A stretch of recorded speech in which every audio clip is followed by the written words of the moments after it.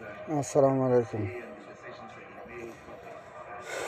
মনটা বেশি ভালো না প্রিয় দর্শক। অনেক দিন পরে আজকে লাইভে আসলাম, ভিডিও বানাইতে আসলাম।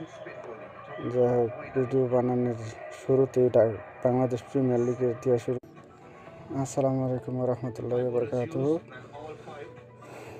অনেক দিন পরে আজকে একটি ভিডিওতে আসলাম।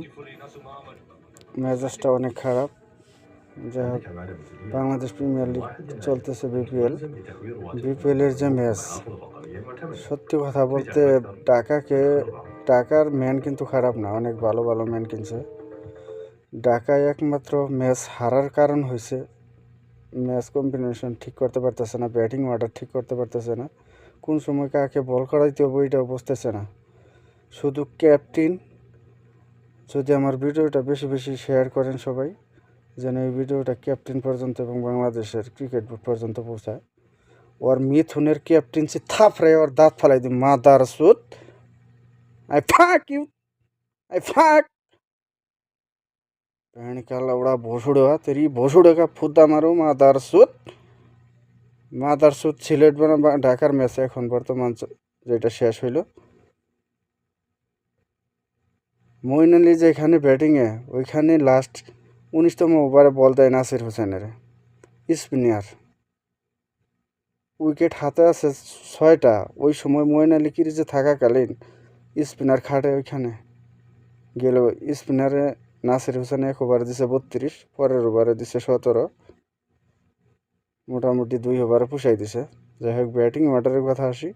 ঢাকার যে ব্যাটিং অর্ডার, ওপেনিং আজকে সুন্দর একটা স্টার্ট আসছিল, ওয়ান ডাউনে নামাইছে নাসিরকে। যাই হোক, গত ম্যাচে ভালো করার কারণে হয়তো আজকে নামাইছে।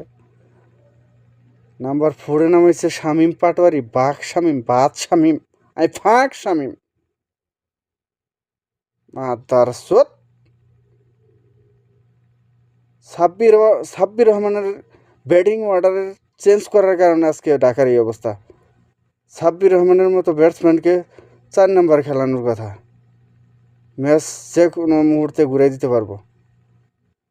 সাব্বির রহমানকে কেন 7-8-এ নামানো হয়, 6-7-8-এ? এটা কি বাংলাদেশ ক্রিকেট বোর্ডের আদেশ নাকি? যাতে সাব্বির রহমান উপরে খেললে 4 নম্বরে ভালো করলে সাব্বিরকে জাতীয় দলে চান্স দেওয়া লাগবে, এই ডরে মনে হয় সিলেকশন প্যানেলের কোনো